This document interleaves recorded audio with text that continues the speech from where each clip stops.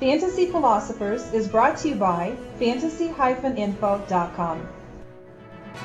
Maybe it's just being biased when it comes to Toby Gerhart, as I was born and raised in Northern California, so I grew up with a lot of people in my family liking teams like Cal Bears, Stanford, and whatnot, and I also like the Pac-10. I really like Toby Gerhart. He had a great career in college. I was very disappointed the NFL teams were knocking him for certain things they wanted to see about converting him into being a fullback in the NFL. And I'm sorry, I've watched the guy run. He's worth much more than that in the NFL. I did believe it was fair that he should be somewhere around a second-round pick as a draft pick this year because just some of the variables that you're dealing with a guy like that.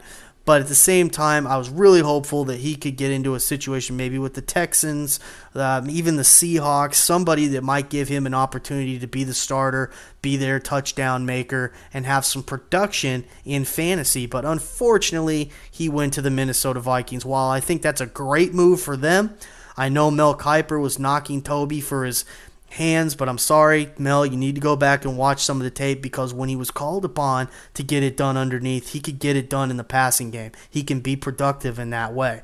So again, maybe I'm a homer for the Pac-10 and Stanford, but at the same time, he's not going to be a fantasy option that you should be taking unless he's anything but just a handcuff for Adrian Peterson. Because Adrian's an absolute stud. He's not going to take anything more than maybe the occasional touchdown at the goal line away from him. He could threaten in that regard.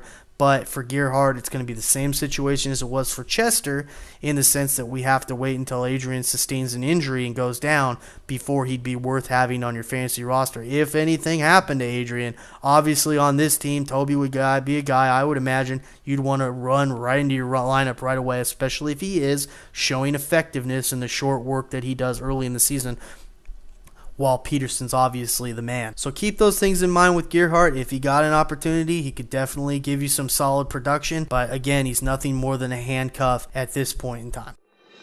For more fantasy football information, go to fantasy-info.com and sign up for our free e-newsletter. Good luck in your 2010 Fantasy Football League. As an added bonus, the Fantasy Info guys will include their 5 secret tips for success in fantasy football.